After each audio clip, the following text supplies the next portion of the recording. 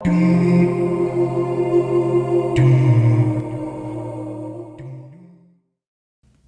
alaikum wa rahmatullahi wa barakatuh. My brothers and sisters, don't you agree that social media has become an issue?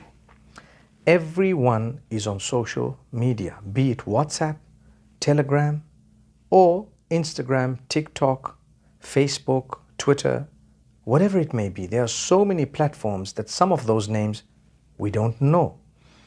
My brothers and sisters, people sometimes go onto social media in order to find validation. People want likes, they want follows, they want to be famous, they want to make money sometimes because they've heard that you can make money, and therefore they end up doing silly things that are at times displeasing to Allah subhanahu wa ta'ala, or compromising their own morals and values in order to achieve that. If you're going to do something silly in order to get a like or two, you might get more than just 1 or 2 likes, but it will come at a price. Really, long term, it's not going to go down well. Similarly, if you're doing something that is unacceptable in terms of what Allah has ordained as a believer, obviously those who don't believe, perhaps this wouldn't help them. But if you're a believer, what has Allah taught? He's taught you to be disciplined, to hold high morals and values, and that discipline would actually bring about contentment and happiness and so much more. If you want to be content and happy, you need to be disciplined. That discipline will bring about the fulfillment of goodness, that even if you're using social media, which is not a bad thing on its own, it's the way we use it. A lot of people have learned so much from the different platforms. Nonetheless, when you find something negative, you need to know how to interact with it. You need to know how to keep scrolling. Don't waste your time with it. Stop at that which you believe is beneficial. The minute it meanders into territory that is no longer beneficial, keep rolling. Keep rolling. And there you will be able to benefit and protect yourself. But on the flip side of it, like I was saying, if we're going to just have fun and say, this is just banter. What type of banter? Like I say, it comes at a price. Because what happens is, we always speak about connecting with Allah. Connecting with Allah.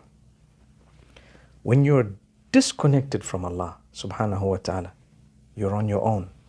So it might seem like there are thousands of people with you, but you're actually on your own because you've disconnected from Allah subhanahu wa ta'ala. Now what happens? Now you're encouraged to do even more silly things. And then it doesn't stop there. You start living for people, no longer for Allah.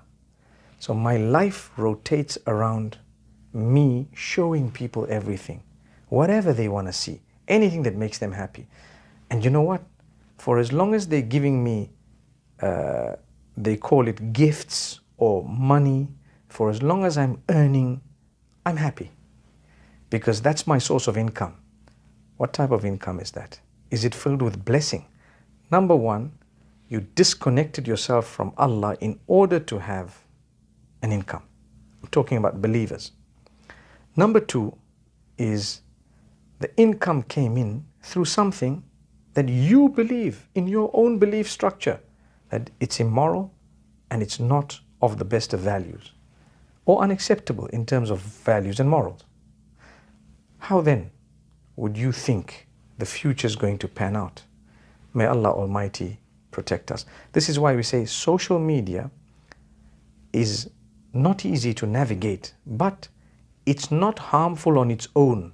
It's how you use it that would determine whether it is acceptable or not in terms of its use. Like I just said, many people have learned so much. In fact, there is a lot out there to learn, so much to see, and it's good. You can either use it in a beneficial way, benefit yourself, or you can benefit others. Or there is no benefit and no harm. That's okay still. But the moment it crosses the threshold and starts harming, it's either going to harm you and the people who follow you perhaps. You start showing them things, they start following what you're doing. Or you see what they do and you begin to do what they're doing.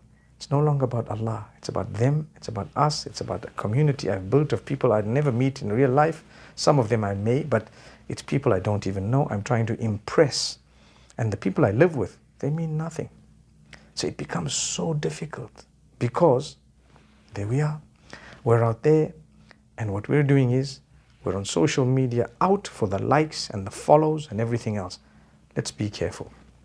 You don't need to be known. You don't need to be a famous person. Trust me, it comes at a price. Yes, if Allah has allowed and you've worked in a good way to whatever it may be your business, it may be faith-based, it may be something you're teaching worldly, it may be, for as long as it's something permissible, it may be a brand you have, it may be something you're showcasing, it may be your artwork, it may, whatever it may be, for as long as it's something permissible, insha'Allah, Allah will allow you to grow. Yes, you work hard, you want it to get out there, inshallah it will. But don't compromise your link with Allah to achieve that. That's all I'm saying. That if we are going to compromise our link with Allah, we've failed in our use of social media. It will be bearing witness against us on the Day of Judgment. And just like there would be millions of people following a good example, there would also be millions of people following a terrible example.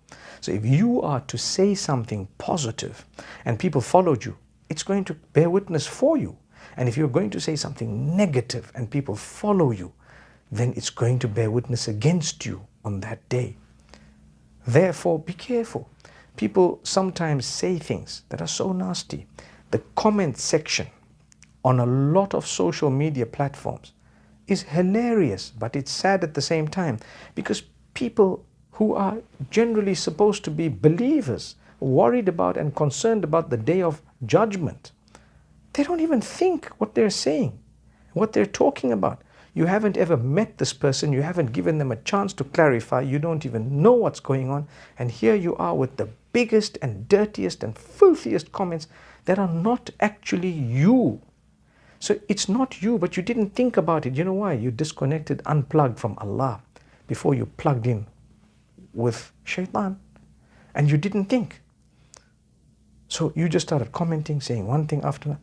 No matter how pious you think you are, that's not acceptable. So let's consider this. Let us in these blessed days think about what we type and what we say online. It's very dangerous. It's something that a single word would actually cause the tipping of our scales either this way or that way. The hadith says, whoever believes in Allah and the last day should only utter that which is beneficial or remain silent. If you really believe that there is a day of reckoning, you wouldn't utter a word that is going to be held against you. Because when the scale is put in, you just need one more word to tip it. What if that word was that negative word? I'd rather it be the positive word. Remain silent or say something good. Similarly, if you're going to talk about someone online, and these are some of the difficulties we face with social media, if you say something negative, you don't know what might happen as a result of that. Sometimes the person may see it, they may not see it. So many others might say things, and a whole war has happened behind the back of a person who is online, or maybe sometimes they may know about it. The evil effect of that could be devastating. So don't do that. Let's be very responsible when we use social media and understand it's not all about the likes and the follows. It's not all about making money if it is compromising your values, your morals, and your connection with Allah. If it is connected with Allah, inshallah, whatever you're trying to do will always succeed, even if it is a worldly thing. Like I said, your business, your talent, whatever it may be, may Allah bless you and grant you beautiful growth. Ameen. أقول قولي هذا وصلى الله وسلم على نبينا محمد.